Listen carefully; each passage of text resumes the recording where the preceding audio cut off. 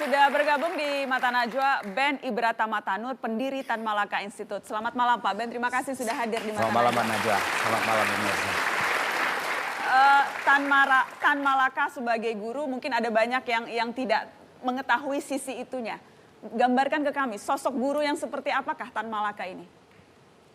Tan Malaka bisa kita sebut bukan hanya guru sekolah, tapi guru kehidupan.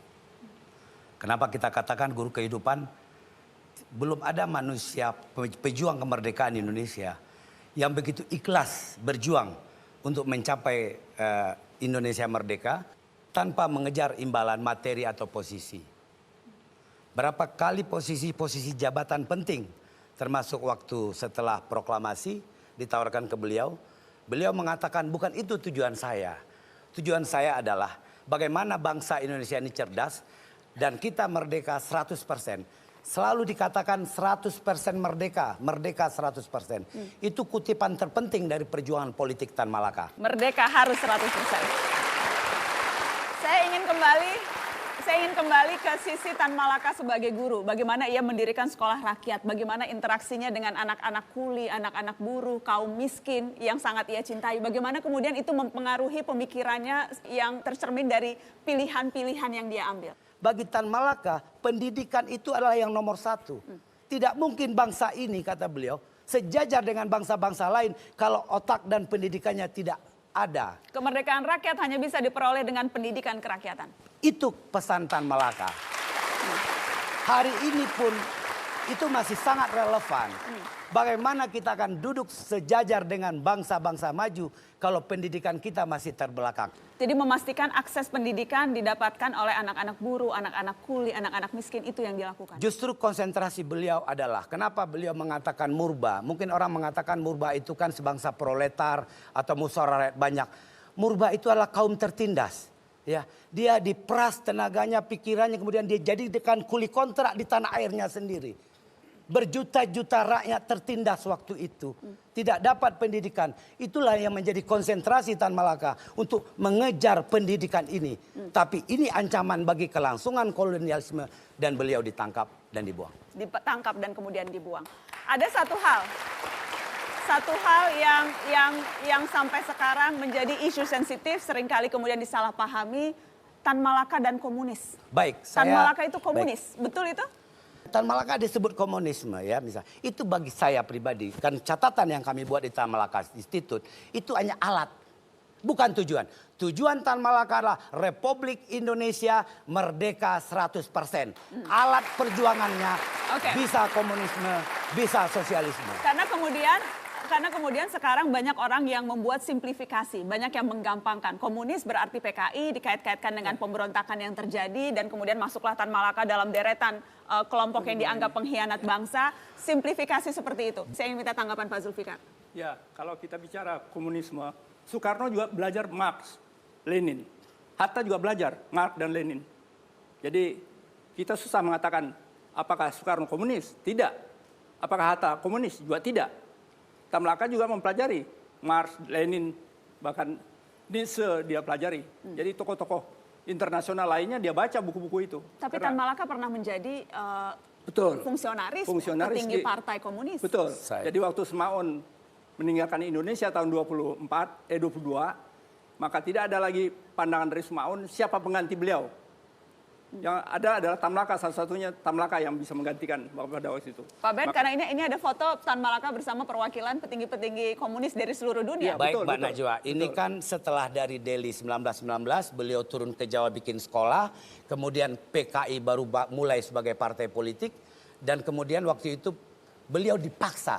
Mbak Nana kalau baca buku dari penjara jilid 1, beliau mengatakan, saya sebenarnya tidak ingin jadi ketua PKI. Bagi saya PKI itu tidak penting juga. Ini tahun berapa Pak Ben? Tahun 1921. 1921. Ketika beliau diminta menjadi ketua PKI itu, beliau sebenarnya tidak nyaman. Ya. Tidak nyaman. Itu ditulis dari buku dari penjara ke penjara jilid 3. Tidak nyaman karena tidak mau jabatan? Karena bukan itu yang penting. Bagaimana persatuan nasional. Jadi kan itu ini ada dulu. komunisme, ini ada Islam. Tan Malaka kan ingin bersatu. menghadapi kolonialisme. Tapi diprovokasi terus oleh Belanda agar terjadi perpecahan. Dan sebagian kader-kader PKI seperti Darsono, seperti Semaun Alimin, itu kan lebih radikal ya. Dia ingin membuat, terjadilah pemberontakan 1926-27 yang ditentang oleh Tan Malaka. Tan Malaka tidak setuju pemberontakan. Tidak 27. setuju. Tidak mau ada pemberontakan. Karena Tan 27. Malaka menganggap belum saatnya PKI melakukan pemberontakan. Karena PKI masih kecil, belum terima rakyat, dan ekonomi Belanda sangat kuat. Syarat-syarat melakukan pemberontakan adalah dengan ketika ekonomi hancur, rakyat siap. Dan PKI ini kan keblinger. Dia merasa paling revolusioner, paling radikal waktu itu. Jadi dia bilang, Tan Malaka dari Singapura mengatakan, jangan sampai Tan Malaka membuat buku masa aksi. Kalaupun kalian melakukan revolusi, ini pedomannya masa aksi. Tapi buku ini tidak pernah dibagikan kepada PKI-PKI itu. Dan kemudian ada buku lagi yang namanya Semangat Muda. Kalian terlalu semangat. Kemudian buku ini juga disabotase, terjadilah pemberontakan yang disponsori oleh PKI dan Rusia. Sesuatu yang tidak pernah disetujui oleh Tan Malaka. Karena pasti kalah, pasti hancur. Dan itu terbukti ribuan pejuang kemerdekaan dibuang ke Digul, dibunuh, ditangkap dan segala macam. Dan perjuangan kemerdekaan kita bertahun-tahun stagnan gara-gara ulas gelintir kelompok ini. Dan Tan Malaka kemudian dikambing hitamkan atas perbuatan yang tidak dilakukan oleh Tan Malaka. Jadi beliau ini selalu dikambing hitamkan oleh komunis internasional, dan kemudian beliau dipecat dan diburu sampai seorang musuh mengatakan, saya akan gantung itu Tan Malaka kalau saya ketemu. Jadi di mana Tan Malaka PKI-nya kalau kita bicara PKI hari ini? Jadi bahkan musuh sendiri yang mengatakan kalau ketemu Tan Malaka saya akan menggantung. Saya gantung. Karena Tan Malaka dianggap Trotsky, pengkhianat komunisme. Karena waktu pidato Komintern 22 Oktober itu, Tan Malaka mengatakan di hadapan Lenin, Stalin dan kawan-kawan, kalian harus merangkul Islam. Kita ada cuplikannya, kita ada cuplikan grafisnya. Kita akan tunjukkan apa pidato Tan Malaka soal Muslim dan komunisme. Sesuatu yang ketika itu disambut oleh gemuruh tepuk tangan luar biasa. Kita akan baca kutipannya.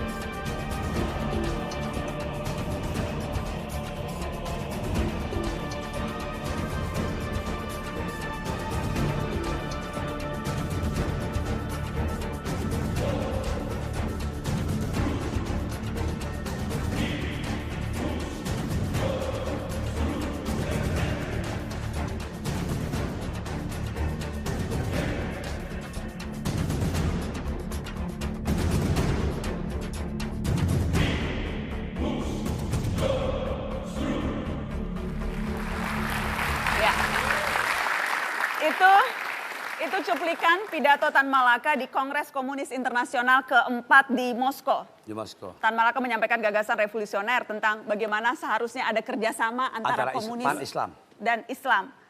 Kalian percaya Tuhan ya atau tidak? Bagaimana kami menjawabnya? Iya, jawab saya. Ketika menghadap Tuhan saya seorang Muslim.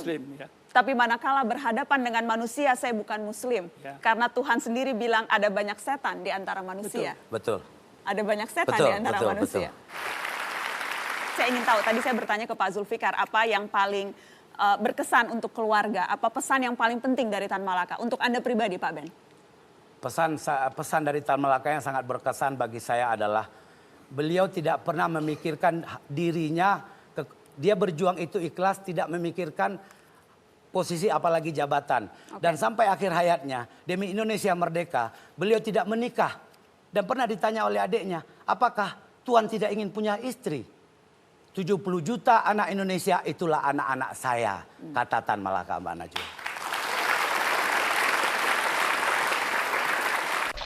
Tan Malaka ini adalah seorang revolusioner yang kesepian gitu menurut saya kalau bisa menggambarkan ideologi, pandangan dan perjuangannya gitu.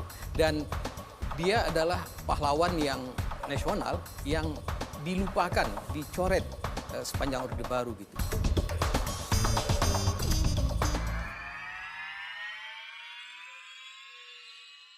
Dipersembahkan oleh